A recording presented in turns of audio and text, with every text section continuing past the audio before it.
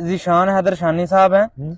ये पूछ रहे हैं कि हकीम साहब मेरा मैदा कमजोर है, कोई भी ताकत वाली चीज खाता हूँ हजम नहीं होती। तो प्यारे भाई, सबसे पहले तो यह है कि परहेज और प्लस एक्सरसाइज। आप अपनी जिंदगी में अल्लाह आलम एक्सरसाइज करते हैं नहीं करते, वॉक करते हैं नहीं करते, अपनी जिंदगी में खाने के अलावा और भी काम करें। हमेशा मैदे उनके खराब होते जिन्होंने खाया बैठ गए, खाया सो गए, खाया लेट गए। दोपहर के खाने में आप हल्का लाइट कुछ मिनट्स के लिए कलूला कर सकते हैं। आका इनामदार सल्लल्लाहु अलैहि वसल्लम की सुन्नत है।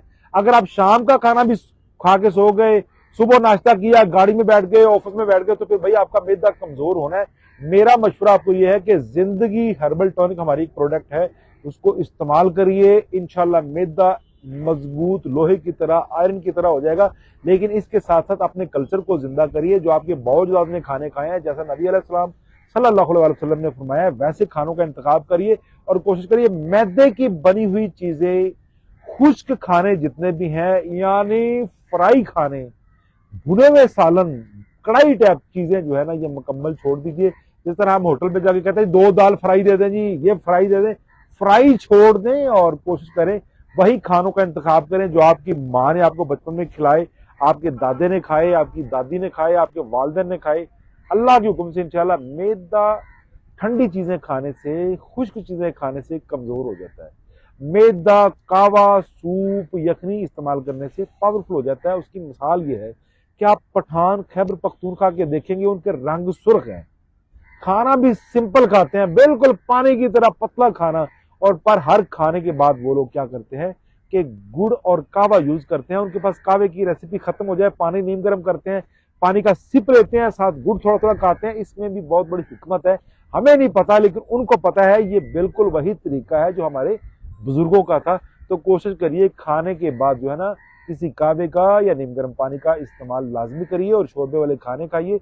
अल्लाह के हुक्म से इंशाल्लाह मैदा लकड़ की तरह इंशाल्लाह हर चीज को बिल्कुल हजम करने के काबिल हो जाएगा इंशाल्लाह। जी सर। सर जी, ये अजहर साहब हैं। अभी आपने अलसी के मुतल्लक बताया है, जी। वो कह रहे हैं कि अलसी की मिकदार बता दें, कितनी मिकदार में लेनी है और किस तरीके से लेनी है, खाने से पहले या बाद में। देखिए जी, अलसी दुआ भी है और गजा भी है। यानी जिस तरह गंदम गजा है, चावल गजा है, दालें गजा है, उसी तरह अलसी भी एक गजा है। दवाई के तौर पे हर गजा इस्तेमाल हो सकती है, परहेज करके या लागू करके। तो जनाब अलसी एक स्टाक तक आप खा सकते हैं, यानी 60 ग्राम तक डेली खा सकते हैं, कोई मजायका नहीं। कच्ची चबा के, जिस तरह हम तिल चबा के खाते हैं वैसे भी खा सकते हैं। लेकिन अल्लाह ने एक निजाम बनाया है, जो अल्लाह की बनाई हुई चीजें हैं उनको मेड करना, कुक करना, उनको बनाना आजाद जरूरी है। जिस तरह आप गंदम डायरेक्ट नहीं खा सकते, गंदम का आटा बनाते हैं, आटे को गूंथते हैं, फिर रोटी बनती है। इसी तरह अगर अलसी को थोड़ा सा फ्राई कर लिया जाए, थोड़ा सा भून लिया जाए, तो फिर कब्ज के लिए यूज कर सकते हैं, कमजोरी के लिए यूज कर सकते हैं, जोड़ों के दर्दों में, जोड़ों के मतलब जो दर्द है उनमें, या जोड़ खुश्क हो गए उनमें बिल्कुल आप इनको आंखें बंद करके इस्तेमाल कर सकते हैं। और कब्ज के लिए यूज कर सकते हैं। अलसी विटामिन डी का खजाना है। ऐसे लोग इस्तेमाल करें जिनको पसीना खुल के नहीं आता, जिनको सर्दी बहुत ज्यादा लगती है, जिनकी हड्डियां बिल्कुल ठंडी हो जाती हैं, उनके लिए अलसी तो अक्सीर आजम है।